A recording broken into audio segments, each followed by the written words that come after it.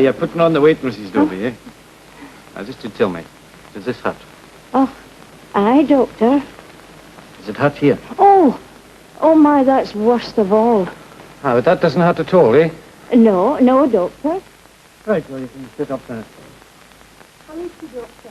Well, she's pulled a muscle, that's what she's done. I kenned that. Didn't I say that, Annie? I kenned it was a muscle I pulled. Ah, well, you should ken that you're getting too old to do the Highland fling. You're not a wee lassie any longer, you know. Highland flings? If it were only that. Oh, you just take this to the chemist for your sister, will you? It's something to rub on her back. Why, what else was it? It's the will, Doctor. It's the business of carrying the water. That's what's been killing me, Doctor. Carrying the water. Well, you just have to draw less at a time, won't you? You just have to draw half a bucket instead of a full bucket.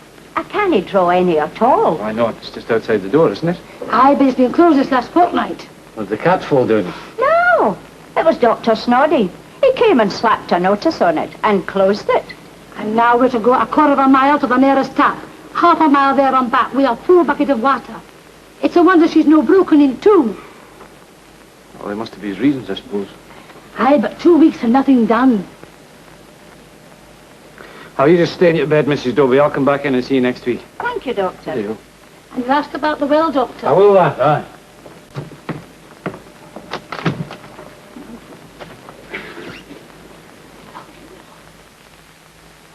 Oh, I quite agree, Doctor. And then I think we should go on to the new beds and surgical. And that's all on my list. There was a point Sir James mentioned at the last board meeting. I can't recall what it was. The laundry arrangement for towels. Oh, that was it. The question of sterilisation. Put that down too, mate. Oh, but that's been dealt with already, Doctor. Never mind. Put it down. It demonstrates zeal. Whatever you say, Doctor. Ah, good morning, Dr. Snoddy. Good. Good morning, Mason. Oh, good morning, Dr. Finlay. Well, if that's all, Dr. Snoddy. Thank you very much, Matron. That's all. Oh, I wasn't interrupting. I just thought I'd take the opportunity to have a word with Dr. Snoddy. I hope you don't mind, Matron. Oh, that's all right, Dr. Finlay. We'd finished anyway. You may talk in here in my office if you wish. Thank you, Matron. Thank you very much. Well, what's on your mind, Finlay? It's nothing very much. It's about the well. Oh, at Kilbride, to close it. Aye, so I heard. What was the trouble? Well, there have been 1 or 2 suspected cases of salmonella reported to me. It was a precaution. But you don't know that it was the well that was responsible, do you? Not yet, till I've carried out the necessary tests. Well, I hear it's been closed for a fortnight, though. These things take time, you know. How long, though? Don't understand your hurry. They've got piped water up there. I know, but it's quarter of a mile away, and they've got to carry the water in buckets. Is that such a tremendous hardship? You wouldn't want any of them to go down with typhoid, I suppose. I don't know about that, but one of my old patients up there has strained their back with carrying the water. Don't think tests are just a matter of looking down a microscope. There may be ground to be dug up, seepage to be checked. You don't know half what's involved. And these poor people up there are going to strain their backs while you dither about wondering what to do. Finlay, you attend to your job and leave me to mine. Well, I wish I could.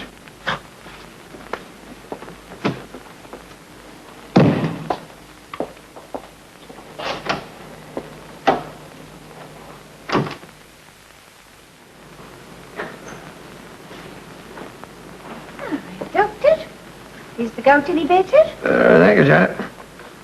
Another 48 hours should see the end of it. Oh, well, that's nice. It always surprises me you were suffering from gout. I've never seen you touch a drop of port wine the whole time I've known you. It has nothing whatever to do with port wine, woman. Alexander the Great had gout, so did Kubla Khan. And they both lived before port was invented. What is it then? If I knew that, would I be suffering from it all? No, Doctor. Dr. Finlay, dinner won't be long. Thank you, John. See, these rabbits have been at the lettuce again. It's very good for them, Doctor. Good for them. Dr. Finlay, help yourself to something and pour me something too. Oh, yes. You with your gout, you'll just want a wee one, I expect, eh? No, the usual. Have you had a hard morning up at Kilbride? I wouldn't say it was hard. It's just, I had a very frustrating 5 minutes with Dr. Snoddy. What was all that about? You've closed the well, you know. Ugh, I heard. Salmonella. Yes, well, I'm a bit worried about these old folk up there. Do you know that old Mrs. Dobie's strained her back already, carrying the water? What did Snoddy say about it? Oh, he's carrying out tests. That's his job. We must let him get on with it. Aye, but does he have to take so long about it? There's nothing very complicated about the test. Agreed, but it's a continuing source of infection. Well, is it bad? Oh, no, it's bearable. It'll keep me here for a bit. I dare say me doing your rounds for you. With the best will in the world, of course. I am very grateful to you for your goodwill. And I must send my apologies to Snoddy. But for having gout. For not being able to attend the monthly hospital meeting. Oh, yes. Sir James Gregg will be there, won't he? He always is. Now, don't you dare, Dr. Finlay, don't you dare. I was just thinking. I know what you were thinking, Sir James Gregg, salmonella, affected wells. Well, I'd just take a wee hint from Sir James to send old Snoddy scurrying away like a rabbit, eh? No, you're nothing of the kind. Public health is not our business, it's Dr. Snoddy's. Oh, yes. So let him get on with it in his own pace and his own way. If you please, Dr. Finlay. Aye. Just seems a pity not to invoke the help of our leading epidemiologist just for the sake of treading an old Snoddy's corns, eh? Sir James Gregg, is it? Aye, that's right, Janet. Did you know that he was our leading epidemiologist? Aye, Doctor, if that means a man that's fond of his meat, I do. Is he? Oh, aye, Doctor. He's a legend with Janet. He dined with us once. What was it, Janet? Baked Virginia ham. And pineapple with wine sauce. And my cream trifle. He had 2 extra helpings of that. And the smoked herring. Do not forget the smoked herring, Janet. Aye, he ate the lot. Still, he's on short commons these days. Ulcers. The Snoddies. He always dines with them when he comes here. It's a standing thing. Well, you know, I think I might just take a wee trip into the hospital tomorrow. A patient of mine, Mrs. Cullen. In the hope of bumping into Sir James. You will not mention the well or salmonella. I absolutely forbid it, Doctor. Dr. Cameron, I assure you that I will not bring the subject up behind your back.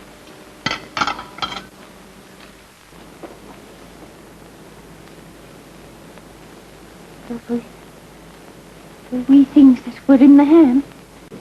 Well, there'd be enough of them in on the knife to go from the knife into the herring. From the herring into Sir James.